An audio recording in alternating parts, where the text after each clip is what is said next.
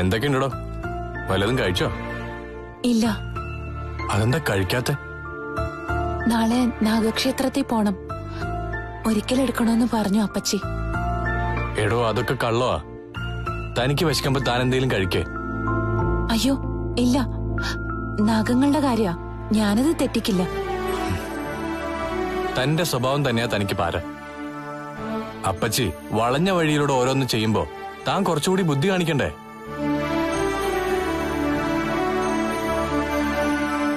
എടോ, ഒരിക്കലെടുത്ത അത് തന്റെ ആരോഗ്യത്തിനാ കേട്, അല്ലാതെ അപ്പച്ചിക്ക് ഒരു കുഴപ്പമില്ല. ഏട്ടത്തി ഒരിക്കലെടുക്കുന്നുണ്ട്. എവിടെ എടുക്കുന്നു? എടോ, അവരെ കൊണ്ട് അതിനൊന്നും കഴിയില്ല. അവരൊരിക്കലെടുക്കുന്നു പറഞ്ഞ് പുറത്തു പോയി വെട്ടി വീഴുന്നു. എനിക്കറിയാവുന്നല്ലേ എന്റെ ഏട്ടത്തിയെ. എന്തായാലും ഞാൻ ഇന്നൊരിക്കലാം. തന്നോട് പറഞ്ഞിട്ട് കാര്യമില്ല. എടോ, നമ്മുടെ സ്വഭാവം മാറ്റിയാലേ നമുക്ക് ചില നേരത്ത് ജീവിക്കാൻ പറ്റൂ. അത് താൻ മനസ്സിലാക്കണം. വിഷുവിന് പോലും ഞാൻ മാറിയുന്നത് അപ്പച്ചയെ ഭയന്നിട്ടാ. ഇങ്ങനെ പോവുകയാണെങ്കിൽ അധികം വൈകാതെ നമുക്ക് മാറി താമസിക്കേണ്ടി വരും. അങ്ങനെയൊന്നും ചിന്തിക്കണ്ട. അതിന്റെ പേരിൽ ഇനി ഒരു വഴക്കും തർക്കവും ഒന്നും വേണ്ട. ഞാൻ ഇവിടെ തന്നെ കഴിഞ്ഞോളാം. വെക്കട്ടെ? അത് ശരി, ധൃതിയായോ? ഏട്ടത്തിയോ മറ്റോ കണ്ട പ്രശ്നമാവും. എടോ, താനെന്റെ ഭാര്യയെ കാർത്തു. വീണ്ടും ആ പറച്ചിലൊന്നും വേണ്ട. ഇപ്പൊ ഭാര്യ തന്നെയാ. വെക്കട്ടെ? ഹലോ ഹലോ,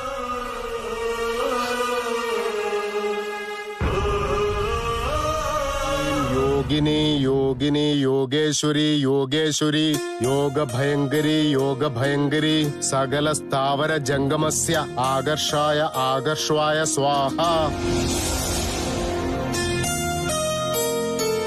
ഇങ്ങനെ ഒരു മന്ത്രം ചൊല്ലിയാൽ, പ്രത്യേകിച്ചും ശിവക്ഷേത്രത്തിന്റെ പടിഞ്ഞാറേ നടയിൽ കത്തുന്ന ദീപം പാർവതി സങ്കല്പമാണ്. അവിടെ പോയി നിന്ന് ഈ മന്ത്രം ഉരുവിട്ടാൽ മറ്റുള്ളവർ നമ്മെ ആകർഷിക്കും. ഇവിടെ യോഗിനി യോഗിനി എന്നുള്ളത് നാഗിനി നാഗിനി എന്നായാലോ? അപ്പോൾ ആകർഷിക്കുന്നത് സർപ്പങ്ങളായിരിക്കും. അങ്ങനെ വന്നാൽ വിഷം തീണ്ടാനുള്ള സാധ്യത കൂടുതലാ. ഇതൊന്ന് പരീക്ഷിച്ചു നോക്കൂ. തെറ്റായ മന്ത്രം അവളോട് ഉരുവിടാൻ പറയണം. എന്നുവെച്ചാൽ നിങ്ങളാരും പ്രതിയാവാതെ അവൾക്ക് ചിലപ്പോൾ ആപത്ത് വന്നൂന്നും വരാം. നാഗക്ഷേത്രത്തിൽ കൊണ്ടുപോയി ഈ മന്ത്രം ചൊല്ലിക്കുന്നത് കുറച്ചുകൂടി നന്നായിരിക്കും. അവളെ വീട്ടിൽ നിന്ന് ഇറക്കി വിടാൻ പറ്റുമെന്ന് പ്രശ്നം വെച്ച് നോക്കാൻ പറ്റൂ.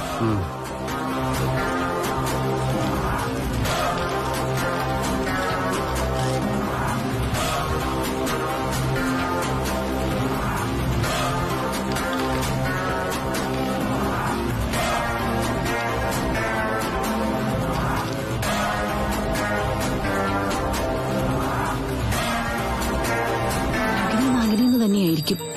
ആണോ?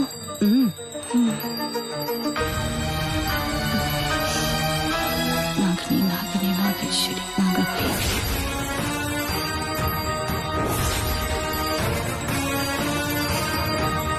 മഹാശാകർഷ നാഗേശ്വരി നാഗഭയങ്കരി നാഗഭയങ്കരി നാഗഭയങ്കരി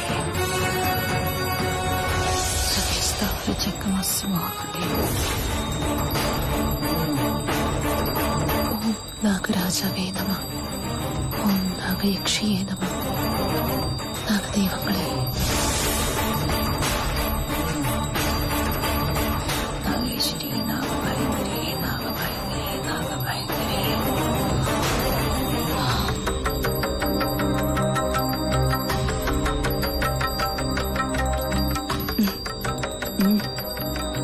നാഗങ്ങളെ മനസ്സിൽ ആവാഹിച്ചെന്നെ പ്രാർത്ഥിക്കുക. മിക്കവാറും അവളുടെ കാര്യത്തിലൊരു തീരുമാനമാവും അമ്മേ.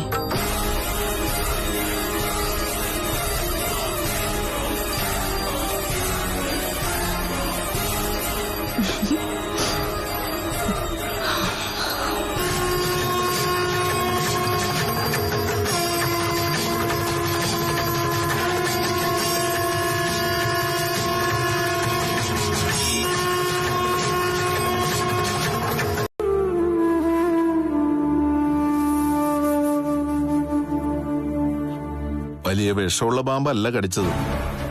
വിഷമുള്ളത് കടിക്കണായിരുന്നോ? താനിപ്പോ പറയുകയും പ്രവർത്തിക്കുകയും ചെയ്യുന്നത് എന്താണെന്ന് തനിക്ക് പോലും അറിയില്ല ദേവ. അങ്ങനെയുള്ളപ്പോ മിണ്ടാതിരിക്കണം. ഒരുത്തി കല്യാണം കഴിച്ചുകൊണ്ട് വന്നതിന് ശേഷം ദുരന്തങ്ങൾ ഒഴിഞ്ഞു പോവാൻ നേരമില്ല. അവള് നമ്മുടെ തറവാട്ടിൽ നിന്ന് പോവാതെ ഒരു രക്ഷയില്ല. തന്നെ പാമ്പ് കടിച്ചതിന് കാർത്തു എന്താ ചെയ്തത്? ന്യായീകരിക്ക്, അവളെ പരിശുദ്ധയാക്ക്. ഞാനില്ലാത്ത ഒന്നും പറഞ്ഞിട്ടില്ല ഇതുവരെ. തന്റെ അച്ഛൻ പോലും തന്റെ നിലപാട് അംഗീകരിക്കുന്ന കൂട്ടത്തിലല്ല. അച്ഛന്റെ കാര്യം വിട്. എന്റെ അച്ഛൻ എന്താന്ന് എനിക്കറിയാം. അതേപ്പറ്റി കൂടുതൽ സംസാരമൊന്നും വേണ്ട. അമ്മേ, അമ്മേ, അമ്മേ, എന്തുപറ്റി അമ്മേ? ഒന്നുമില്ല മോളെ, എന്തോ കടിച്ചു. വലിയ വിഷമൊന്നുള്ള പാമ്പല്ല. കുഴപ്പമൊന്നുമില്ലല്ലോ. കുഴപ്പമുണ്ടായിരുന്നെങ്കിൽ അമ്മ ഇങ്ങനെ വാർഡിൽ കിടക്കോ? അമ്മ പറഞ്ഞ ശരിയാ മോളെ. ഉഗ്രവിഷമുള്ള പാമ്പൊന്നും അല്ല കടിച്ചത്. അതിന്റെ വിഷമത്തിലാ മോളുടെ അച്ഛൻ. ഞാനിവിടെ ഇരുന്നാൽ ശരിയാകത്തില്ല. പുറത്തു നിൽക്കാം. അങ്ങേർക്കേ മനസ്സ് നിറയെ സന്തോഷം. അതിനേക്കാള് സന്തോഷിക്കുന്ന ഒരാള് വീട്ടിലുണ്ട്. അവളെ പാമ്പ് കടിക്കാൻ വേണ്ടിയാ പൂജ നടത്തിയത്. പക്ഷേ ഫലം തിരിച്ചായല്ലോ അപ്പച്ചി.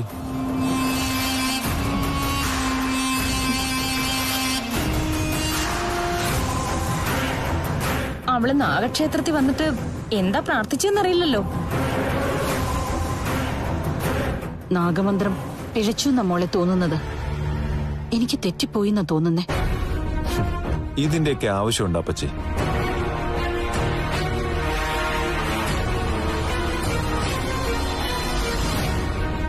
മന്ത്രങ്ങൾ അവൾക്ക് തെറ്റിയെങ്കിൽ അവൾക്കല്ലേ അനുഭവം ഉണ്ടാകേണ്ടിരുന്നത്?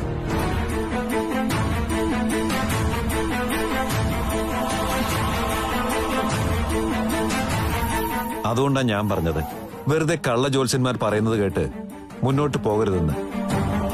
ഇവിടുന്ന് ഞാനൊന്ന് എഴുന്നേറ്റോട്ടെ, അവളെ കാണിച്ചു കൊടുക്കാം. പയറ്റിക്കിടന്ന കുഞ്ഞു പോയില്ലേ, അതിന് സമയത്ത് തന്നെ ഞാൻ കളഞ്ഞില്ലേ. അതുപോലെ തന്നെ ഇനിയും അവളെ ദുരന്തങ്ങൾ ഓരോന്നായി കാത്തിരിക്കാം. അതിന്റെ ഇടയ്ക്ക് ചെറിയ ചില വിഷമങ്ങൾ നമുക്കും ഉണ്ടായിന്ന് വരും. ആ നേരത്ത് ഭയന്ന് പിന്മാറുന്ന ശരിയല്ല. ഞാൻ ആ ജോത്സ്യനെ ഒന്ന് കണ്ടിട്ട് വരാം. എന്തുകൊണ്ടാ ഇത് സംഭവിച്ചെന്ന് ചോദിക്കാം. ഇനി അതൊന്നും വേണ്ട മഞ്ജു. വേണ്ടാന്ന് അനന്തുവേട്ടനാണോ തീരുമാനിക്കുന്നത്? ഞാൻ പോയിട്ട് വരാമേ. ഓറങ്ങോട്ട്.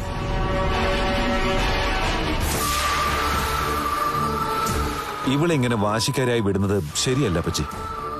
അവൾക്കൊരു വാശിയില്ല, വേദന മാത്രം. മാളുവിനെ അരുണ്ട ഭാര്യയാക്കാൻ കഴിയാത്തതിലുള്ള വേദന. അത് പെട്ടെന്നൊന്നും പോവില്ല അവളുടെ എന്റെ മനസ്സിന്ന്. അത് പോവാത്തിടത്തോളം കാലം ഇതല്ല ഇതിനപ്പുറവും പ്രതീക്ഷിക്കാം.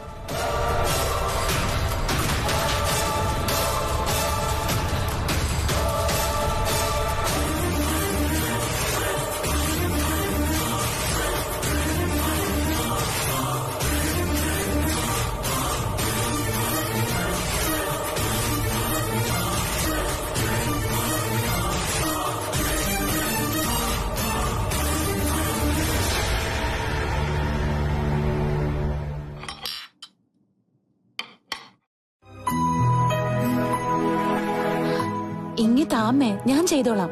മോളറിഞ്ഞു കാര്യങ്ങള്? എന്താ അമ്മേ? ദേവെ പാമ്പ് കടിച്ചു.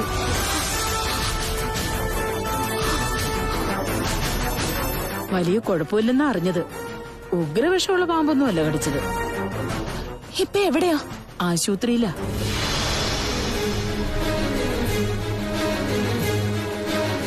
ഞാൻ പറഞ്ഞില്ലയോ മോളെ, നാഗങ്ങള് സത്യമുള്ളവരാ.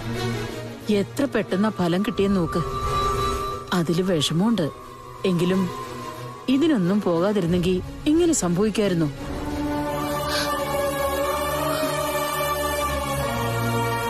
പറഞ്ഞാ മനസ്സിലാവില്ല. ഇപ്പൊ ചെറിയൊരു ശിക്ഷയാ കൊടുത്തിരിക്കുന്നത്. ഒരു താക്കീതാണെന്ന് വേണമെങ്കിൽ പറയാം.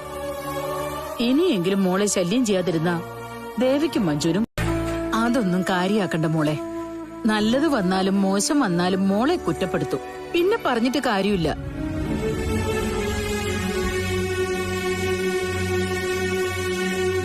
ഇത്രയൊക്കെ സംഭവിച്ചിട്ടും പഠിച്ചില്ല മോളെ. പിന്നെ എന്ത് ചെയ്യാനാ?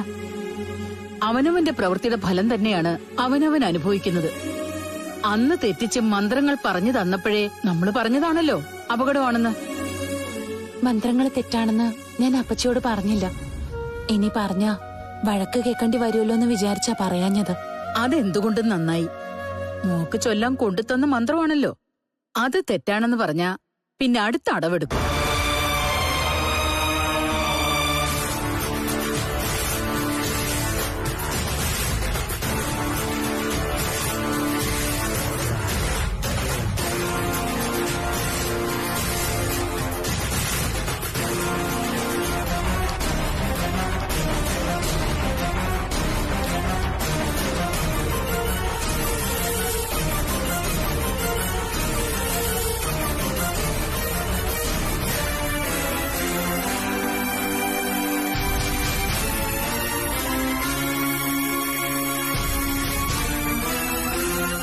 നീ എന്തിനാ കാർത്തൂനെ ഇങ്ങനെ തുറച്ചു നോക്കുന്നേ?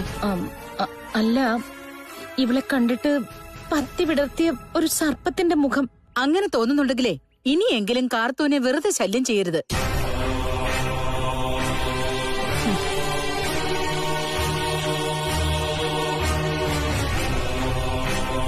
അല്ല, ഞാൻ ആശുപത്രി വന്നപ്പോ നീ എങ്ങോട്ടാ പോയത്? ഞാൻ ആ ജോത്സ്യനെ കാണാൻ പോയതാ. അങ്ങേര് തറപ്പിച്ചു പറഞ്ഞു ഇവളുടെ പ്രാക്ക ഇതിനെല്ലാം കാരണമെന്ന്. ഇവള് നാഗക്ഷേത്രത്തിൽ പോയിട്ട് അമ്മയെ നാഗം കൊത്താൻ വേണ്ടിയാ പ്രാർത്ഥിച്ചത്. എന്തിനാ ഇനി ഇങ്ങനെയൊക്കെ പറയുന്നത്? പിന്നെ ജോത്സ്യർ പറഞ്ഞ കാര്യം പറയണ്ടേ? ചിലരുടെ നാക്കേ കരിനാക്ക. അത്തരക്കാര് ദൈവത്തോട് എന്ത് പറഞ്ഞാലും അതൊക്കെ ദൈവം കേൾക്കും. അങ്ങനെ ഒരു തോന്നലുണ്ടെങ്കിൽ പിന്നെ കാർത്തൂനോട് മത്സരിക്കാതിരിക്കണം. അമ്മ ഹോസ്പിറ്റലിൽ നിന്ന് വന്നു കഴിഞ്ഞാ അടങ്ങിയിരിക്കുമെന്ന് നീ കരുതണ്ട.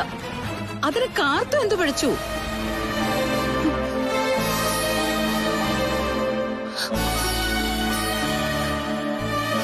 ദേവയെ പാമ്പ് കടിച്ചതിന് കാരണക്കാരി കാർത്തുവാണോ? പാമ്പ് അങ്ങനെ ആരെയും കൊത്താറില്ല. അപ്പൊ ദൈവകോപം ഉണ്ടെന്ന് കരുതണം. അത് മനസ്സിലാക്കി മുന്നോട്ട് പോണം. ഇന്ന് എന്റെ അമ്മയ്ക്കായി ഇവള് കാരണം ആപത്തുണ്ടായതെങ്കിൽ നാളെ അത് അമ്മായിക്കാ. അത് ഓർമ്മ വേണം. ഞാൻ അതിനെ കാർത്തൂനെ ദ്രോഹിക്കുന്നില്ല. പിന്നെ എനിക്ക് എന്തെങ്കിലും ആപത്തുണ്ടാവുന്നെങ്കിൽ അതുണ്ടായിക്കോട്ടെ. ഇപ്പൊ ഈ വീട്ടിനകത്ത് എന്ത് സംഭവിച്ചാലും അതിനെല്ലാം ഉത്തരവാദി കാർത്തുവാ. എല്ലാത്തിനൊരു പരിധിയുണ്ട് മഞ്ജു.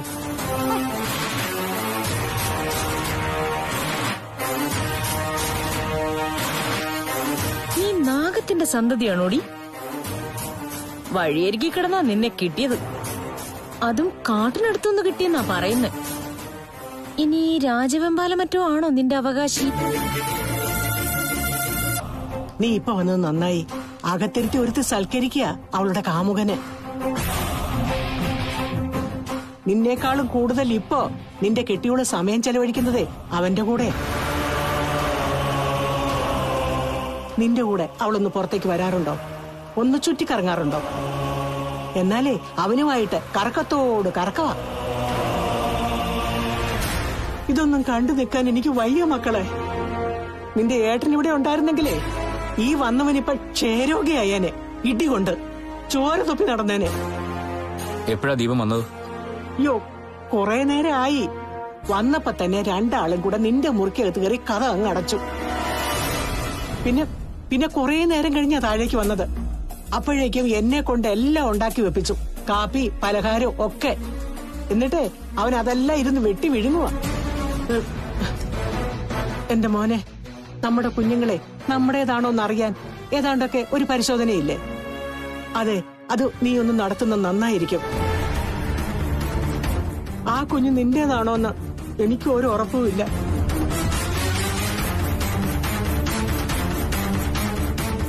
അത് പറയുമ്പോ നിനക്ക് ദേഷ്യം വരുമെന്ന് എനിക്കറിയാം. എന്നാലും ഒരമ്മ പറയേണ്ടത് പറയണം.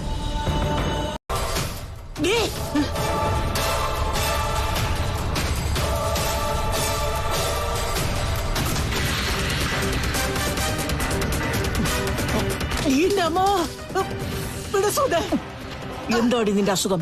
ചോദിച്ചത് കേട്ടില്ലേ? എന്താന്ന്? എനിക്ക് നോവുന്ന സുധേ, വിട്. നിന്റെ മോനെ കൊണ്ട് എന്റെ മോളെ കൊലക്ക് കൊടുത്താലും നീ അടങ്ങത്തോളോ?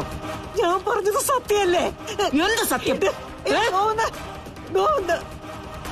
എന്റെ മോളുടെ കൃപ കൊണ്ടാ നീ ഇവിടെ കഴിയുന്നത്. എന്നിട്ട് മൂക്കുമുട്ട വെട്ടി വിഴുകുന്നതിന്റെ കുത്തലാണോ ഇതൊക്കെ? ഞാൻ നിന്റെ മൂത്ത് നാത്തൂരല്ല സുധേ. വിട്. വാ മുത്തടി മൂദേവി, വാ മുത്തടി മൂദേവി. ആ വേണ്ട സുധേ. നിന്റെ നിലവിളി കേട്ടാലും നിന്റെ മോൻ പോലും ഓടി വരത്തില്ല. ഓനും നിന്നോട് അത്രയ്ക്ക് വെറുപ്പാ. എനിക്ക് നോന്നു സുധേ.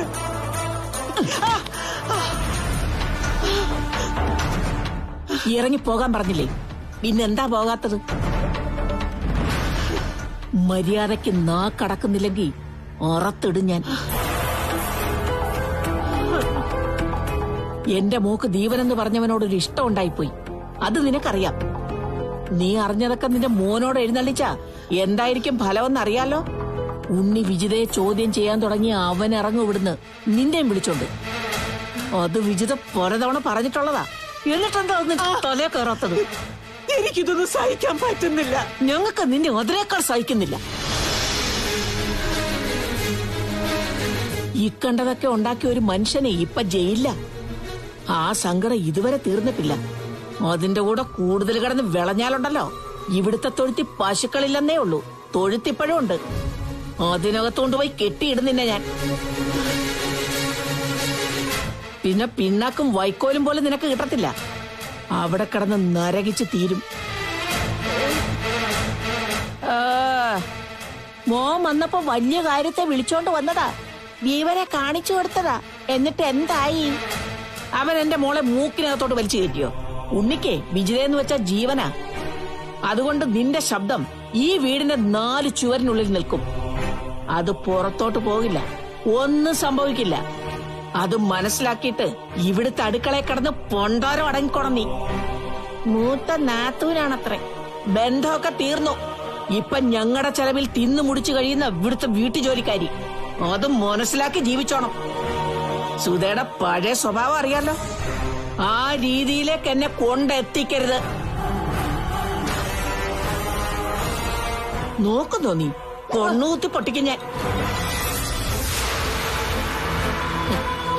വേണ്ട വേണ്ടാന്ന് വെക്കുന്നതിന് അവളങ്ങ് പടർന്ന് പന്തലിക്കുക. അങ്ങനെ പന്തലിച്ച പൊന്തല് ഞാൻ കത്തിക്കും.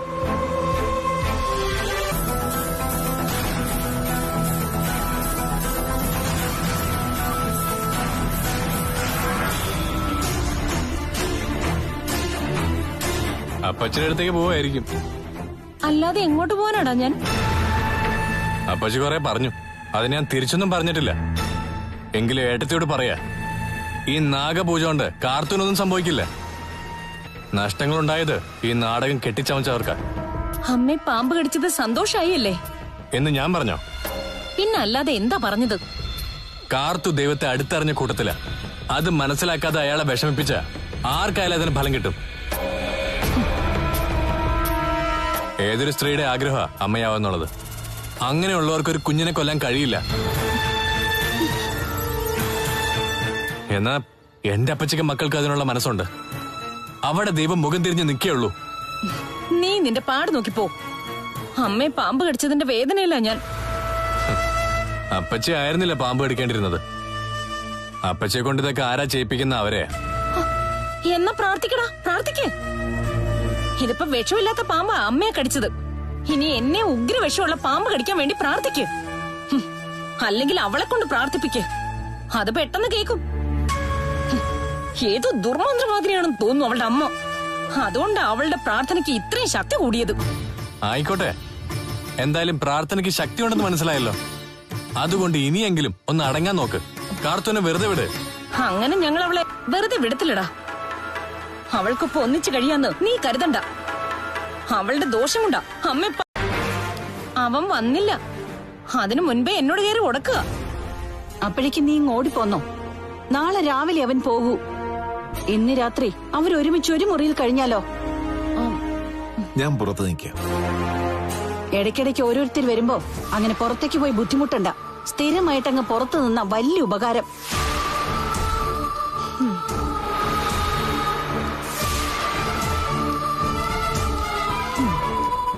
അമ്മയെ പാമ്പ് കടിച്ചതിന്റെ വിഷമമൊന്നും അവനില്ല. അവന്റെ ഭാര്യയെ സങ്കടപ്പെടുത്തിയതാ അവന് പ്രയാസമായി പോയത്. ഞാനങ്ങ് വരട്ടെ മോളെ, അവനുള്ള മറുപടി കൊടുത്തോളാം. നാളെ രാവിലെ അവൻ പോയി കഴിഞ്ഞാ ഇവിടുന്ന് ഞാൻ ഡിസ്ചാർജ് ആവും. പിന്നെ അമ്മയുടെ തനി നിറം എല്ലാവരും കാണാൻ പോകുന്നു. അമ്മയെ പാമ്പ് കടിച്ചതിന്റെ പേരിൽ അവളെ കുറ്റപ്പെടുത്താനും തല്ലാനും പറ്റില്ലല്ലോ. അതിനല്ല തല്ലാനും കുറ്റപ്പെടുത്താനും പോകുന്നത്. അതിന് വ്യക്തമായ ചില കാരണങ്ങളുണ്ട്. എന്തായാലും നമ്മളെല്ലാം വിഡ്ഢികളാക്കിക്കൊണ്ട് അവനെ അവളും ഒന്നിച്ചു കഴിയാൻ പോകുന്നില്ല. അമ്മയ്ക്ക് വിഷം തീണ്ടിയത് നമ്മുടെ പ്രവൃത്തി കൊണ്ടാണെന്നാ അമ്മായി പോലും പറയുന്നത്. അങ്ങനെ പാമ്പുകടിയേറ്റത് നന്നായിന്ന് എല്ലാവർക്കും മനസ്സിലാവും. അതുകൊണ്ടാ ഞാൻ ഈ ഹോസ്പിറ്റലിലേക്ക് വന്നത്. ഇവിടുത്തെ സൈക്യാട്രിസ്റ്റ് എന്നെ കാണാൻ വന്നതും അതുകൊണ്ടാ. അതുകൊണ്ട് എന്താ മെച്ചം? അതൊക്കെ പറയാം മോളെ. എന്നെ പറ്റിച്ചിട്ട് അരുണിനെ അവൾക്കും ജീവിക്കാൻ പറ്റില്ല.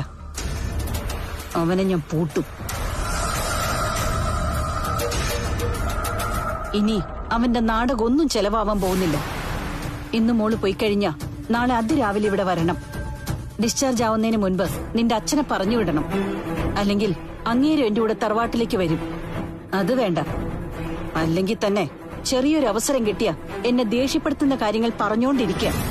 ഭയന്നിട്ട പലതും മനസ്സിലൊതുക്കുന്നത്. എങ്ങനെയെങ്കിലും രണ്ടും തമ്മിൽ പിരിഞ്ഞാ മതിയായിരുന്നു.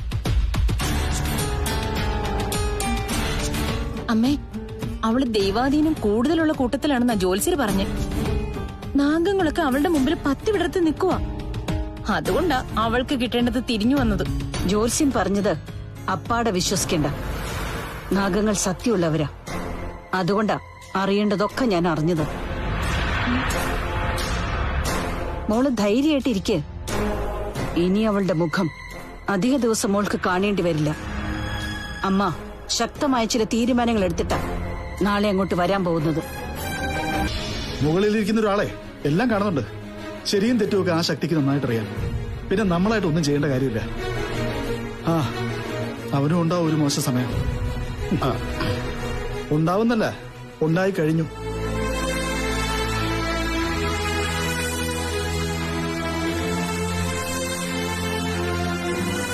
ഇങ്ങേരുടെ മോളെ കെട്ടിയപ്പോ തന്നെ ശനിയും രാഹുവും കേതുവും ഒക്കെ അവനെ വിഴുങ്ങിക്കഴിഞ്ഞു. ഇനി കാത്തിരുന്ന് കാണാം വിധി എന്താവുന്നു.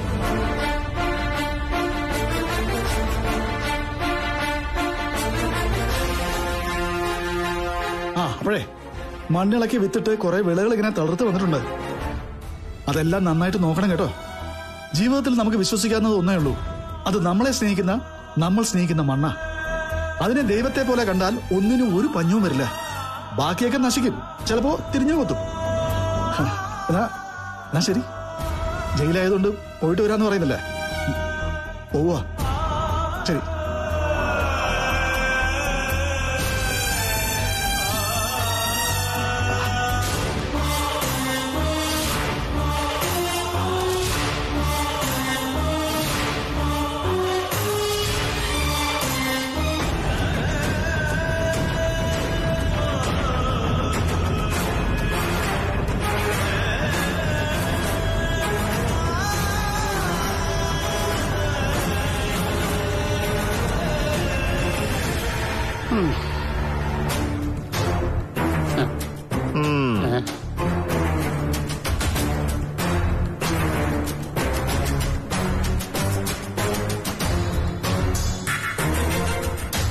ഇനിയിപ്പോ അവൻ പോയതിന്റെ സങ്കട വിമാരെ എന്റെ പെടലേക്ക് തീർക്കുവോ എന്തോ.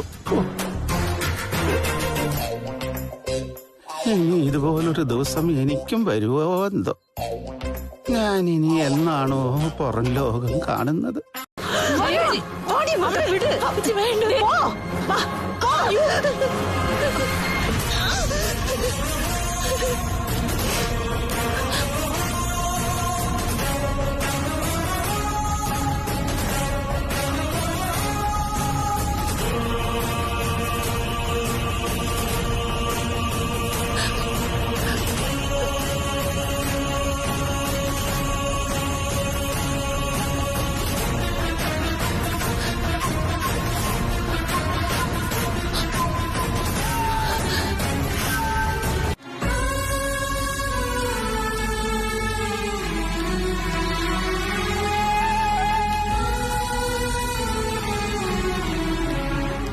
കണ്ണേട്ടനെന്താ ഒന്നും മിണ്ടാത്തെ? ഏയ്, ഒന്നുമില്ല മോളെ. അരുൺ സാറിനെ വിളിക്കണ്ടേ? വേണ്ട, മോളെ പുറത്താക്കി വിവരം അറിയുമ്പോ അറിയട്ടെ. എനിക്കിവിടെ സുഖമാണെന്നാ കണ്ണേട്ടൻ കരുതിയതല്ലേ? എന്റെ അമ്മ പാപ, പിന്നെ എന്നെ വലിയ ഇഷ്ടമാ. അതുകൊണ്ട് കാര്യമില്ല.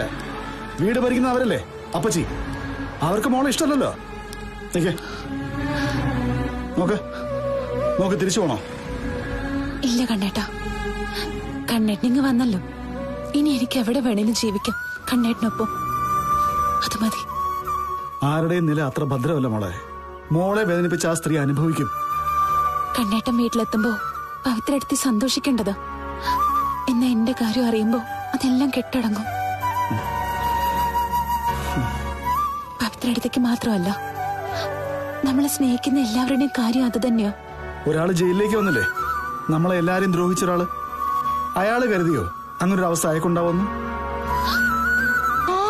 കേട്ടോ അമ്മേ പറഞ്ഞത്? ഞാനിവിടെ നിന്ന് ഇറങ്ങിപ്പോയാ ഇതുപോലെ സങ്കടം കാണില്ല. അവള് പോയപ്പോ നോന്നുണ്ടോ?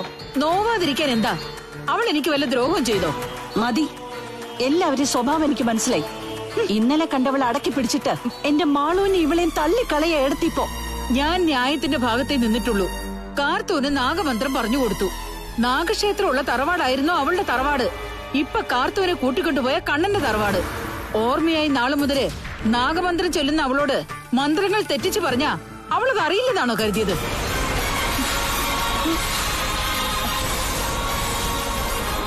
മന്ത്രങ്ങൾ തെറ്റിച്ച് പറയിപ്പിച്ചതിന്റെ ശിക്ഷയാണ് ദേവി നിനക്ക് കിട്ടിയത്. ഓഹോ, അപ്പൊ മോളെ നമ്മൾ കൊടുത്ത മന്ത്രം തെറ്റായിരുന്നു എന്ന് അവൾക്ക് അറിയായിരുന്നു. അത് ഏട്ടത്തിയോട് പറയുകയും ചെയ്തു. എന്നിട്ടാണ് അവൾ നമുക്കൊപ്പം നാഗക്ഷേത്രത്തിലേക്ക് വന്നത്. അപ്പോഴും ഏട്ടത്തി പറഞ്ഞില്ല അവൾക്ക് കാര്യങ്ങൾ പിടികിട്ടിയ വിവരം. കൊള്ളാം കേട്ടോ. നമ്മളെ പാമ്പ് കൊത്തിയാലും ചത്താലും അമ്മായിക്കൊന്നുമില്ല. വീട് നോക്കുന്നവളെ ഇവിടെ വേണം. ഞാനൊന്ന് ചോദിക്കട്ടെ, നിന്നോട് കാർത്തു ഇവിടെ കയറി വന്നതിന് ശേഷം നിനക്ക് എന്തെങ്കിലും ശല്യം അവളെ കൊണ്ടുണ്ടായിട്ടുണ്ടോ? അവളുടെ മുഖം കാണുന്ന തന്നെ ശല്യമല്ലേ? പോവേണ്ട സമയത്ത് തന്നെ അവള് പോയി. അവര് തമ്മിൽ കല്യാണം കഴിച്ചു എന്നല്ലാതെ മറ്റൊരു ബന്ധവുമില്ല. അതിപ്പോ മനസ്സിലായല്ലോ. അതുകൊണ്ട് അവൾക്ക് ഒന്നും നഷ്ടപ്പെട്ടിട്ടില്ല. അടുത്ത ഏതെങ്കിലും ഒരു നല്ല മുഹൂർത്തത്തിൽ അരുൺ മാളുവിന്റെ കഴുത്തിൽ താലി കെട്ടും. അതിന് അരുൺ സമ്മതിക്കൂ? അവനെ കൊണ്ട് ഞാൻ സമ്മതിപ്പിച്ചോളാം. ജയിലിൽ നിന്ന് വന്ന കണ്ണൻ ഒരുപാടൊന്നും പറഞ്ഞില്ല. എന്തോ തീരുമാനിച്ചുറപ്പിച്ച പോലെ കാർത്തൂനെ കൂട്ടിക്കൊണ്ട് പോയത്. അവൻ എന്നെ കൊല്ലുന്നെങ്കിൽ കൊല്ലട്ടെ, എന്നാലും എന്റെ നിലപാടിൽ മാറ്റമില്ല. ഇതെവിടെ ചെന്ന് നിൽക്കുന്ന എനിക്ക് ഒരു പിടിയുമില്ല. മാളുവിന്റെ അരുണിന്റെയും കല്യാണത്തിൽ ചെന്ന് നിൽക്കും. അവൾക്കിപ്പോ ഏട്ടത്തി മാത്രമല്ല, ഏട്ടനും ഉണ്ട്. ജയിലിൽ നിന്ന് വന്നവന്റെ തണലിലാണല്ലോ മുമ്പ് അവള് ജീവിച്ചത്. ഇനിയും അങ്ങനെ അങ്ങ് ജീവിച്ചോളും. പിന്നെ നേരത്തെ അഴിഞ്ഞാടി നടന്നവളാ, അതുപോലെ അവളങ്ങ് നടന്നോളും. അങ്ങനെ ഒരു അഴിഞ്ഞാട്ടക്കാരിയാണ് കാർത്തു എന്ന് എനിക്ക് തോന്നിയിട്ടില്ല. അവളെ അമ്മ ഉപേക്ഷിച്ചതാണെങ്കിലും ഏതോ നല്ല അമ്മയുടെ മകളാ അവള്. കുടുംബത്തിൽ പിറന്ന കൊച്ച്. നമ്മളൊക്കെ അമ്മയെ കുടുംബത്തിൽ പിറക്കാത്തവര്. ഏട്ടത്തി ആയതുകൊണ്ട് മാത്രം ഈ പറഞ്ഞതിനൊക്കെ അതേ അളവിലും തൂക്കത്തിലും മറുപടി കിട്ടാത്തത്. കരണത്തെ കൈ പതിയുന്ന രീതിയിലാ ഏട്ടത്തി ഇപ്പൊ സംസാരിച്ചോണ്ടിരിക്കുന്നത്. നീ വേണമെങ്കിൽ എന്നെ തല്ലിക്കോ, എന്നാലും പറയാനുള്ളത് ഞാൻ പറയും. നിന്റെ ഈ മോളെക്കാളും 100 ഇരട്ടി സ്വഭാവ ഗുണം ഉള്ളവളാ കാർത്തു.